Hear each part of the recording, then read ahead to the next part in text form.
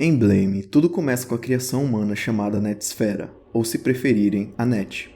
A Net refere-se à versão hipervoluída da internet no universo de Blame. Entrando online antes da construção da cidade, incontáveis dezenas de milhares de anos atrás, a Net foi criada por humanos para resolver todos os problemas mundanos. Os humanos antigos podiam interagir com a Net usando um gene específico chamado Net Terminal Gene, e criar qualquer coisa que imaginassem no mundo real a partir de um modelo digital. Uma vez que a Net essencialmente concedia desejos àqueles que podiam acessá-la, os portadores do Net Terminal Gene eram comparados a deuses sobre o resto da humanidade que não podiam acessar a Net. O Net Terminal Gene é um gene muito perdido em humanos que, em um ponto, permitiu que eles se conectassem à Net. Para quem não se tocou ainda, é isso que Kili, o nosso protagonista, procura, incansavelmente no mangá. Em algum momento, os portadores do Net Terminal Gene chegaram a um consenso para usar a Net para construir uma cidade utópica onde pudessem viver e criar sozinhos, separados do resto da humanidade. Governada pela administração e protegido pelos Safeguards, a Net cresceu em tamanho e escopo até que sua funcionalidade atingiu as bordas externas do sistema solar. Com o tempo, a cidade se expandiu pela Terra à medida que criava coisas novas e maiores. Os Safeguards, protegendo a Net de invasões, presumivelmente, destruíram o resto da humanidade, que não tinha um gene para abrir o espaço para os portadores. Eventualmente, a cidade dos portadores cobriu a totalidade do planeta Terra. Com a doença sendo uma coisa do passado e a fome inexistente, a população dos portadores aumentou exponencialmente. Mais espaço era necessário na cidade.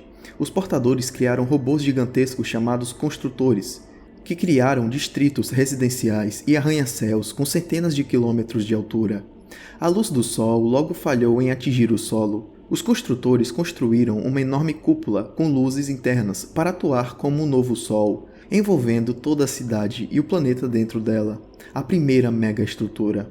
A megaestrutura é uma série de conchas concêntricas que serve como estrutura de suporte de peso da cidade e substrato computacional da Net.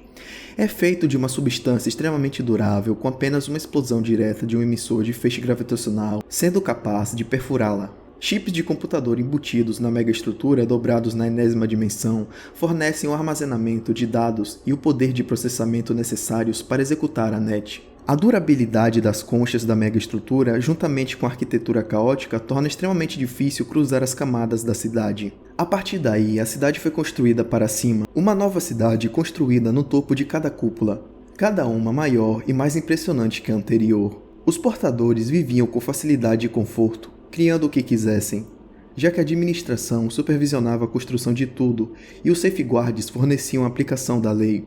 Por milhares de anos, isso continuou e logo até a Lua e os planetas próximos foram destruídos e usados como material de construção para a cidade. A Net, a essa altura, havia se tornado outra realidade, onde a humanidade poderia viajar de ida e volta como quisesse, criando seus próprios mundos como bem entendessem. Trilhões e trilhões de humanos vivendo como bem entendem, sem nenhuma preocupação no mundo. Em algum momento algo aconteceu. Ocorreu uma mutação. Alguém, em algum lugar, em algum nível da cidade, em alguma camada, nasceu sem um gene terminal da rede.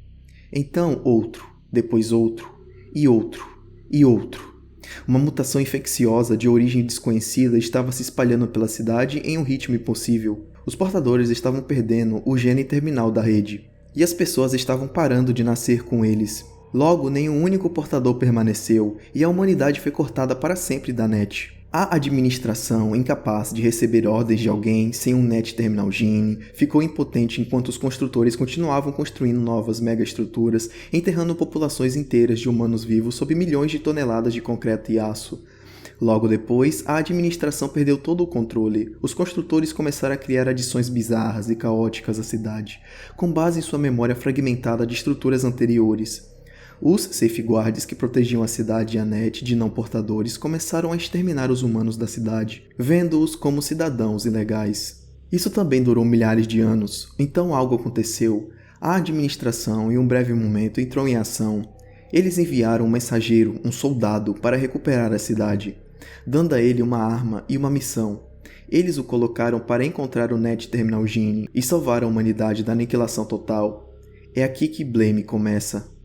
Bom, existe muito para se discutir ainda aqui. Muitos nomes foram falados e poucas explicações foram dadas. Quem são os construtores? Quem são os administradores? O que é a cidade? Tudo isso será respondido. Vamos começar pelos construtores. Os construtores são máquinas autônomas, cuja única função é construir novas estruturas e melhorar as já existentes em toda a cidade. Como tal, são responsáveis pela sua constante e caótica expansão. Séculos antes do mangá começar, quando a administração perdeu o controle dos safeguards, eles também perderam o controle dos construtores, como eu já falei. Sem qualquer autoridade para controlá-los ou fornecer-lhes instruções, os construtores continuaram construindo a cidade desde então, criando estruturas novas e maiores com o passar do tempo.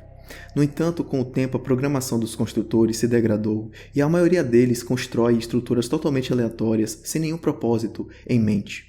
É por isso que a cidade está cheia de recursos bizarros e inúteis, como escadas que não levam a lugar nenhum, ou corredores retos barrados por uma porta a cada metro. A maioria dos construtores não são sencientes, muitos parecidos com animais. Eles cuidam de seus negócios e não reconhecem outras criaturas, a menos que sejam ameaçados. No entanto, alguns construtores, como os encontrados pela Cibo após a fusão com a unidade de safeguard de nível 9, são sencientes e de fato inteligentes, como o Dog Builder, que escondeu Cibo de Sanakan, temendo por sua vida. Os construtores são os mais robóticos das muitas raças que habitam a cidade. Enquanto a maioria dos humanos tem alguns aprimoramentos e os ciborgues são quase totalmente robóticos, os construtores e seus primos, os exterminadores, no caso os safeguards de nível 1, são puramente mecânicos. Não há dois construtores exatamente iguais. É provável que eles criem um ao outro, talvez a partir dos corpos de outros construtores. Agora vamos falar com mais detalhes dessa tão mencionada cidade. Afinal, o que é ela? A cidade é o cenário principal de Blame, uma construção em crescimento contínuo que ocupa muito do que costumava ser o sistema solar. O andaime de suporte de peso da cidade é a megaestrutura, que é feita de uma substância extremamente durável que divide a cidade em milhares de diferentes camadas habitáveis. A megaestrutura também opera a NET, a realidade virtual a partir da qual o crescimento da cidade pode ser controlado por aqueles que possuem o NET Terminal Gene. No início do mangá, como podemos ver, a maioria das camadas da cidade está cheia de prédios vazios, com características absurdas. Apesar das camadas serem amplamente desabitadas, Killey rotineiramente encontra tribos humanas e até mesmo confronta safeguards e formas de vida siliconada. Embora nunca seja explicitamente declarado quando a cidade surgiu, é geralmente reconhecido que Blame ocorre muitos milhares de anos depois que o crescimento da cidade se tornou descontrolado e caótico, resultando na arquitetura caótica e sem sentido que compõe a maioria das camadas no mangá. No passado, a cidade serviu como espaço residencial para os humanos nativos que interagiam com a agência governadora ViaNet usando seus genes terminais de rede. A humanidade controlou diretamente o crescimento da cidade, construindo novas camadas de acordo com suas necessidades e desejos. A cidade é dividida em enormes camadas conhecidas coletivamente como camadas. As camadas são empilhadas umas sobre as outras, com cada uma sendo separada das que estão acima e abaixo por uma camada de megaestrutura. As camadas variam em tamanho, mas são extremamente grandes, pois pode levar até um mês para subir a distância entre duas camadas. Assumindo que a cidade é esférica, isso significa que cada camada sucessiva é quadraticamente maior que a anterior. Tsutomu Nihei, criador do mangá, sugeriu que a cidade é análoga a uma esfera de Dyson, com um diâmetro aproximado da órbita de Júpiter, ou cerca de 1,6 bilhões de quilômetros. No entanto, a cidade é diferente de uma esfera de Dyson no sentido de que é preenchida com edifícios em vez de ser oca. Quando a cidade começou a crescer de forma caótica, em certo ponto incorporou a Lua, o que indicaria um diâmetro mínimo de 768.800 km. Outra indicação do tamanho da cidade é que Killey em um ponto encontra uma sala esférica vazia de 143.000 km de diâmetro, aproximadamente o tamanho de Júpiter. Bom, já explicamos a cidade, mas ainda não sabemos quem ou que são os safeguards. Os safeguards foram, a certa altura, um programa de segurança controlado pela administração encarregado de proteger a cidade e seus habitantes. No entanto, trabalhando em protocolos desatualizados, os safeguards tornaram-se hostis para muitos dos habitantes da cidade, transformando-os na ameaça mais perigosa para a cidade e para aqueles que vivem nela. Os safeguards e seus agentes são uns dos principais antagonistas de Blame. Antes de a administração perder o controle da cidade, os safeguards eram uma operação de segurança que mantinha a ordem protegendo a cidade e seus habitantes humanos.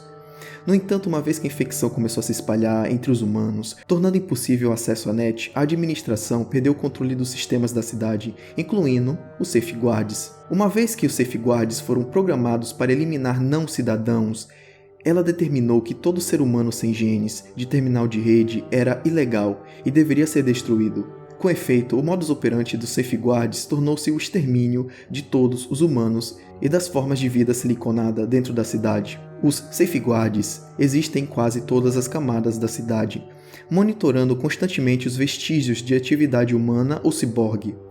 Quando algo é detectado, eles entram em ação baixando uma unidade safeguard para a área. A esse respeito, os safeguards podem efetivamente crescer de qualquer objeto grande suficiente para acomodá-los. Dentro de muitas camadas aparecem as torres de conversão de estruturas. Essas estruturas atuam como bancos de matéria-prima para unidades de safeguards se materializarem e também atuam como balizas de segurança.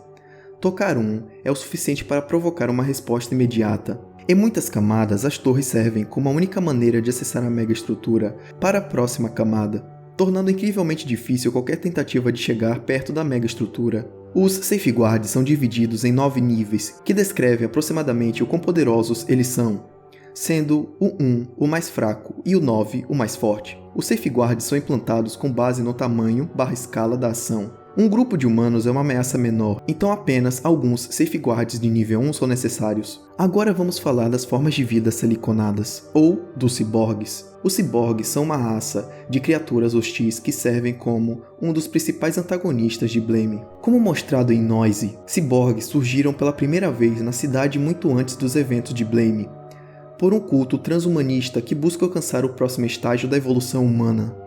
Ações ilegais dos cultistas, incluindo experimentos grotescos em seres humanos, levaram à criação dos primeiros ciborgues. Como tais experimentos eram ilegais, a administração despachou os safeguards para destruir tanto os cultistas quanto os ciborgues. Embora tenha sido bem sucedido em erradicar o culto, a administração falhou em eliminar totalmente todos os ciborgues devido ao crescimento da cidade, interferindo em sua capacidade de controlar os safeguards. Assim, os ciborgues se propagaram em muitas camadas da cidade e estabeleceram como objetivo impedir que a administração recuperasse o controle da cidade, pois isso significaria a destruição de sua espécie. É por isso, meus caros, que os ciborgues atacam Kili, porque o propósito do Kili se opõe ao propósito deles. Os ciborgues são organismos cujos genomas são construídos a partir de silício e não de silicone, como eu estava falando anteriormente, por favor me perdoem por esse erro, tornando-se os únicos de todos os organismos que viveram na Terra. Quando Kili encontra um berçário para bebês ciborgues em X-Log, ele descobre que está cheio de câmaras de êxtase embrionárias contendo o que parecem ser os bebês humanos.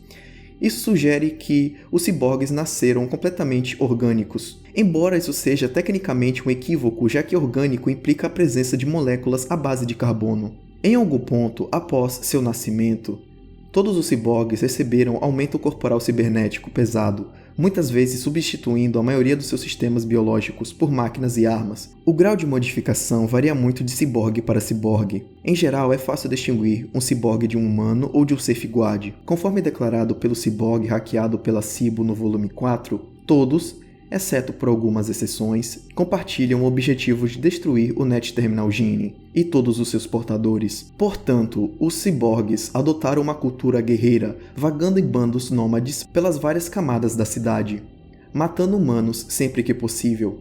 Alguns ciborgues, como Davini Lu Livenga e The Observer, no entanto, não demonstram interesse em matar humanos.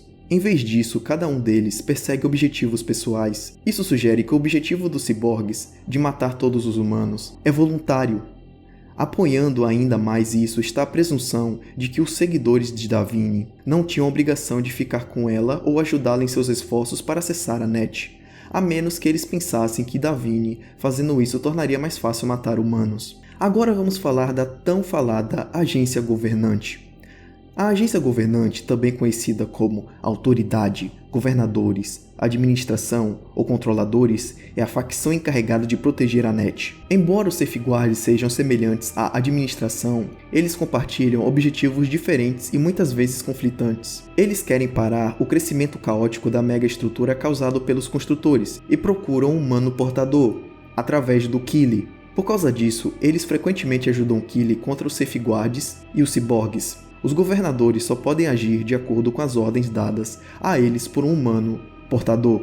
Agora vamos falar de uma outra facção, a Corporação Bioelétrica. Essa é uma grande empresa no Capitol e usa tecnologia semelhante a Safeguards e ciborgues. Seus guardiões são fortemente modificados e alguns se parecem com exterminadores e ciborgues. O presidente deles é um organismo enorme que se fundiu no seu próprio prédio. Kili encontra Sibo justamente na Corporação Bioelétrica, onde eles derrotam o presidente da corporação. Agora vamos falar dos plantadores ou jardineiros. Esses eram habitantes humanos das indústrias pesadas Torra, mas foram quase completamente exterminados durante a invasão dos ciborgues. Eles carregam o mesmo equipamento que os Electrofiches. E quem são os Electrofiches ou peixes elétricos? Eles são originalmente plantadores que se separaram e esqueceram seu passado. Eles atualmente residem em um nível abandonado depois que sua casa original foi destruída em um ataque dos Safeguards. Em seguida temos os Tecnômades. Os Tecnômades são um grupo de humanos que o Kili encontra enquanto ainda está muito abaixo na cidade. Eles não se lembram de sua herança, embora se pareçam com peixes elétricos e plantadores na aparência. Eles viajam de abrigo em abrigo, nunca se aventurando longe sem proteção. Em seguida vamos falar de uma das indústrias mais importantes no universo de Biomega e de Blame, as indústrias pesadas Torra. As indústrias pesadas Torra são um edifício maciço ou possivelmente um veículo separado da mega estrutura. Ela foi mencionada como uma organização benevolente em Biomega, bem como um fabricante de mechas em Knights of Sidonia.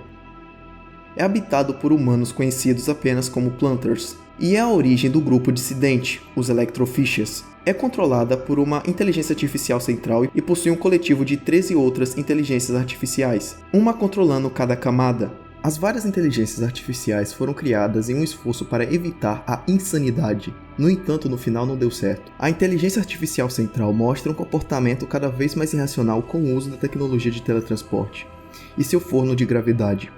A inteligência artificial se isolou de fora usando um tratado da agência governante por causa da gravidade da doença das criaturas de silício. As indústrias pesadas Torra são cruciais porque os Planters que vivem nela podem ser portadores do NetGene. As indústrias pesadas Torra tinham um tratado com a Net, até que foi quebrado pela inteligência artificial central. Isso impediu que os Safeguards e a agência governativa operassem dentro das indústrias pesadas Torra. Com tudo isso explicado, por que não falamos um pouco mais do nosso protagonista e um pouco da história, para finalizarmos o vídeo?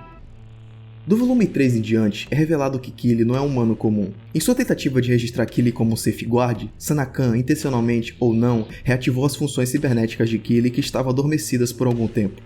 Durante o encontro, fora das indústrias pesadas Torra, onde ele foi nocauteado por usar muita energia ao disparar o GBE, vemos do seu ponto de vista que ele agora pode escanear os Net Terminal Genes automaticamente. Zuru pergunta se há algo errado e vemos seu ponto de vista, cheio de janelinhas e analisando os olhos das pessoas, junto com outros elementos desconhecidos. A resposta dele à pergunta dela é: eu entendo o que as exibições significam agora, o que implica que ele era capaz de ver essas coisas antes, mas não sabia o que significavam. É aqui que ele sai da sala e imediatamente examina as pessoas do lado de fora, até mesmo Sibo, que não sabe de sua mudança. No entanto, ele sente uma leitura estranha de um deles. Era Sana-Khan. Ela então ativa suas funções e começa a destruir coisas com seu próprio GBE. Ele então aparentemente rejeita o registro com a Safeguard, e Sana-Khan tenta matá-lo, apenas para ser derrotada por enquanto. Mais tarde no mangá, Kili mostra ser capaz de ver objetos a até 3.000 km de distância. Isso contrasta a sua necessidade de binóculos no volume 1 do mangá. No livro de arte de Blame, e assim por diante, afirma-se que Kili é um humano que teve extensos aprimoramentos cibernéticos. Ele provavelmente trabalhou como policial.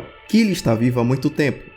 Quando perdeu grande parte de sua massa corporal, levou mais de 14 anos para ele se regenerar. Chisotomo Nihei afirmou que Kili tem mais de 3.000 anos e sua perda de memória é apenas um efeito colateral de seu envelhecimento. Eventualmente, ele chega à periferia da cidade com o portador do Net Terminal Gene, e no último quadro do mangá, ele mostra estar vivo e bem, com o portador do Net Terminal Gene atrás dele, vestido com equipamento de proteção contra o veneno introduzido pelos ciborgues. Com isso, podemos finalizar falando um pouquinho da história que vem depois de Blame. A história se passa muito depois dos eventos do mangá, onde, graças ao agora mítico Kili, os humanos recuperaram o controle da cidade e começaram a caçar as criaturas de silício. Uma encarnação de Picel vive por aproximadamente 30 anos em um assentamento de criaturas de silício, até que ela é forçada a fugir quando um grupo de humanos ataca.